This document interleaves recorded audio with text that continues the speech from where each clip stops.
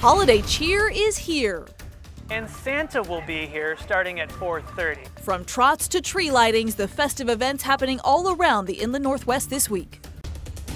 Quiet weather across the inland Northwest as we head into this holiday weekend. Seasonably cool temperatures, and I'm not tracking any significant rain or snow to impact your holiday travel.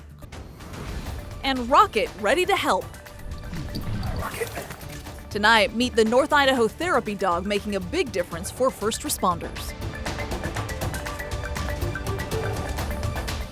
Tonight, Americans are taking to the road and the skies to be with their families for Thanksgiving. So if you're here at home, thank you for joining us here for KREM News at 5. I'm Whitney Ward. Mark is off tonight. The inland Northwest is settling for the holidays and all the events that come along with it, and the weather is cooperating this year. So meteorologist Michelle Boss in for Jeremy tonight. Michelle, the forecast shaking out beautifully. Yeah, I know a lot of folks are excited about maybe seeing a little bit more snow, but we got a lot of folks on the roads. This is good for now. We've got pretty quiet weather across the entire Pacific Northwest. Even really the western U.S. is looking good for traveling. If you're staying west of the Rockies, we don't have any problems over the next 4 or 5 days.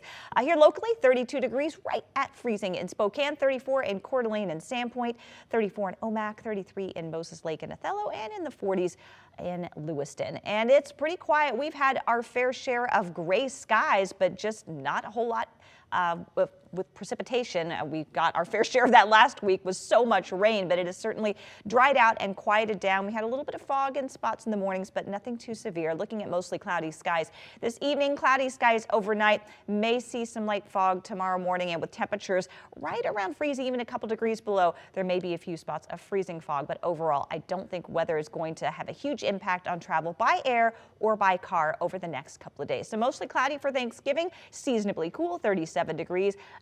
May see a stray snow shower on Friday, nothing significant, 36 degrees, and drying out for the weekend, mostly cloudy Saturday with a high of 37.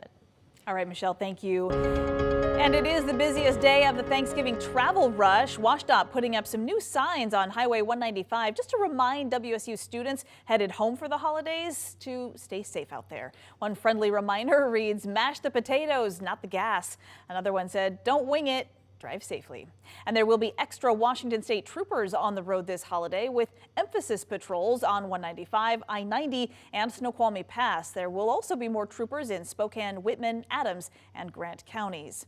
Right now, let's take a live look up at Snoqualmie Pass. Road conditions in the mountains expected to be pretty good for drivers this week. No incoming storm systems to mention. Drivers, though, of course, still need to be prepared to chain up on those passes. Not doing so could result in a $500 fine. Locally at the Spokane airport, it's also pretty smooth sailing. So far, only 14 delays, no cancellations at the airport during this busiest travel day of the year. You could experience some setbacks, though, and crowds if you have a layover at some of those larger airports like SeaTac. Some 177,000 people are expected there today alone. That's tied for the busiest day with this upcoming Sunday. So far, the day has run pretty smoothly over there in Seattle for flyers. About 6 delayed flights and only 5 cancellations all day long. Now let's take a live look here in Spokane downtown Riverfront Park this weekend. It will be all lit up for Christmas, and Santa will be downtown as well. It is one of the dozens of events happening all across the area to get you into that holly jolly spirit. Reporter Regan Gallo has a full itinerary now, so you can enjoy some of that special time with your loved ones. Well, it looks like the holiday festivities have already started downtown at the Spokane Skate Ribbon, but there are many festivities to still look forward to for this Thanksgiving weekend. Starting on Thanksgiving morning, get your tennis shoes on because there are 2 turkey trots happening in Spokane. The Bloomsday Race Runners Club's race is at Manitou Park.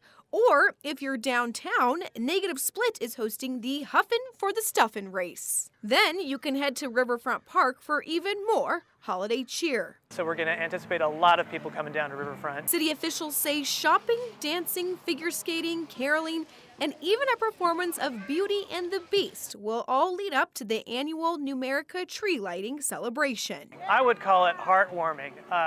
You know, I work right up on the 5th floor, so I can look over the whole park and see people on the skate ribbon and just having fun. And if it's not cold enough for you in downtown Spokane, you can get a glimpse of snow at Mount Spokane, where opening day is this weekend on Friday, November 29th. We have our handle tow, which is basically like a rope tow in our terrain park. And then we're bringing tubing back to our operations as well, which will be at Lodge 1. But that's not all. The Northwest Winter Festival may be your activity. Visitors can walk among an indoor illuminated lantern lights display at the Spokane Fairgrounds.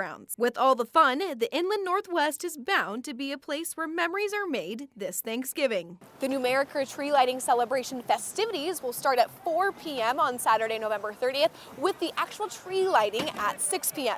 In downtown Spokane, Regan Gallo, KREM 2. And in North Idaho, the Coeur d'Alene Lighting Ceremony Parade will take over downtown streets on Friday night. The annual event starts at 5 p.m. at 8th and Sherman and ends with a gathering there on the Coeur d'Alene Resort lawn for carols and a countdown to a pretty spectacular fireworks show. So make sure you stick around for the very end of the show. It is worth it. The switch is flipped and more than 1 million lights will brighten up downtown. In other news tonight, the city of Clark Fork is investigating after the city mistakenly transferred funds to a scammer. According to our news partners at the Bonner County Daily Bee, the city transferred almost $500,000 to someone who was impersonating a construction contractor's manager. After being made aware of the mistake, Clark Fork officials tried to cancel the payment, but right now they're not sure if they were able to freeze the funds successfully. The FBI and the Secret Service are now helping in that investigation. The Washington Attorney General's office is calling for new policy changes after data breach notifications have hit historic highs. A new report reveals Washington saw more than 11.5 million data breach notices in 1 year. Cyber attacks are the most common breach, particularly ransomware attacks are up. The Attorney General says the increase in data breaches now are putting personal information at risk, like Social Security numbers. The volume has gotten so much larger, driven in some part by the fact that we had 2 of what we call mega breaches. So these were against Comcast and Fred Hutch, in which literally between the 2 of them about 4 million or more Washingtonians were impacted by massive data breaches there. So there is a page on the AG's website with more information about data breaches across the state. When personal information is compromised in that way, state law requires notification within 30 days. Well, a Thanksgiving meal for $20, and in just 3 minutes, we're going to show you this viral recipe, giving people a budget-friendly way to celebrate the holiday. And coming up tonight, we'll introduce you to the hardest working employee at the Kootenai County Sheriff's Office. Hi, buddy. Carrying comfort and support on 4 paws.